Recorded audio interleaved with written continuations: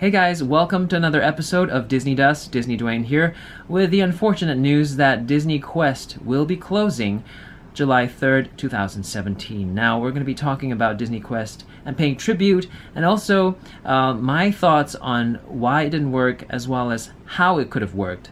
So, what is Disney Quest? If you didn't know, it's a 5-story entertainment family video arcade center which was created in 1998. 18 years ago it has been.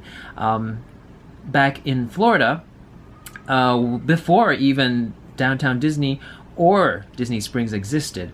Now, it was slated to open 3 more centers like that under the brand name in Chicago, which did happen the year after, and also in Philadelphia, which never happened, and Disneyland Resort in California, which also never happened.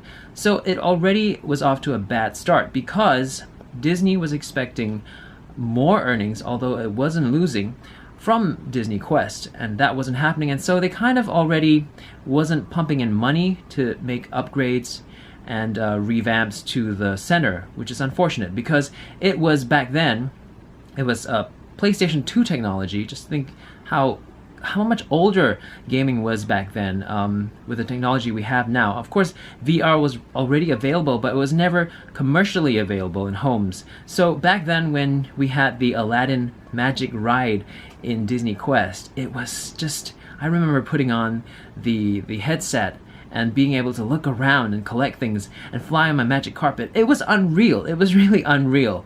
And there was another game where you could hack and slash, and just seeing people put on the mask and just slashing randomly in front of just into thin air, like basically just slashing through the empty air in front of them as if there was something there. It was a really amusing thing to watch. So back then it was already ahead of its time. I also remember the virtual jungle cruise. I was so tired out actually having to paddle on that little raft that was going through a cruise, literally, and there was water splashing at you and everything, and the raft would be inflated by air, and it would simulate the movements of going down a river journey with the water and all, and you actually have to steer yourself, and it was fun. It was great family entertainment because 2 people could get in a boat. There was also the Pirates of the Caribbean sort of adventure where you can fire cannons at attacking ships and stuff, and that was also another game for the whole family. There was also Cyberspace Mountain, I think, not to be confused with Hyperspace Mountain, which is the Star Wars brand of it. Cyberspace Mountain, you could actually design your own Space Mountain ride, which could do things that Space Mountain couldn't do, like go upside down and stuff. So I made I think 7 over upside down loops and stuff, and it was just amazing. Back then you could get a VHS recording of your ride, and it was something that was almost as real as the Space Mountain itself, and even better because it was like upside down and everything, and also because I love spending a whole day in Disney Quest. You could get on it again and again and again, and it didn't have the lines that Space Mountain had, and yet it was cool. So all those things were just really exciting things about Disney Quest, not to mention the elevator when you get in. That whole elevator sequence with the genie, it's a special elevator. Not many elevators do that kind of stuff, so that was pretty awesome, but it just never got the upgrades, and things, I read that controls were spoiled and things like that, and the guests weren't happy, and they were saying for the price of the admission, they weren't getting back enough, but I thought there was a lot, of stuff to do. The the Toy Story, what was it called? Buzz Lightyear Astro Blasters, which kind of made, just your normal bumper cars more exciting, because you collected basketballs and you threw them at people, or something like that. It was awesome. And also the fact that there's so much history in video gaming, and that these places are rare these days, and to have these arcade machines in there with games that you grew up with, well, maybe not you guys now, but to be able to play those games is part of that history.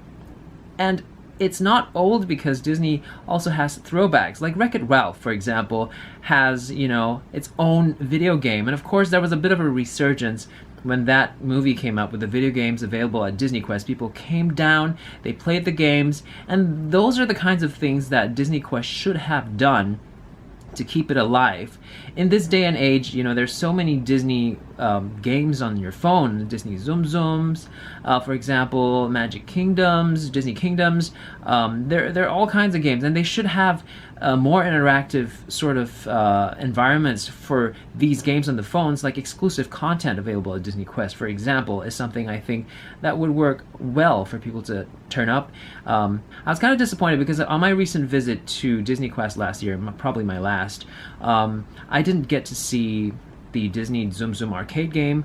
Neither did I see the Star Wars Battle Pod, which should have been fixtures at Disney Quest. So, they really were just not invested in it anymore. And they should learn from games like Disney Infinity. Disney Infinity, for example, did such a great job with integrating their games with the movies. They worked with each different movie studio, like Pixar, or Lucasfilms, or Disney, to actually bring the characters to life and stay authentic. And they had exclusive content on the Disney cruise. You could get your magic band from the Disney parks and unlock things in the game. Disney Quest should have incorporated all of that, Disney Infinity as well, to make it a more vibrant center for not just the family, but the hardcore gamers as well. And they could have easily done that, I feel. So all in all, I'm really sad to see Disney Quest go. I really hope that there will be something like that in the future that takes its place and not some NBA dining experience.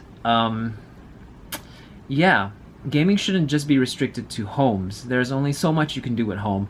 But with a gaming center, there's space and there's community to explore. So that's something I feel that should be looked into a little bit more in the future. Also, what did you think? What are your memories of Disney Quest? Feel free to share any of your thoughts you had watching this video, and of course, don't forget to subscribe, and catch you in the next video. Bye!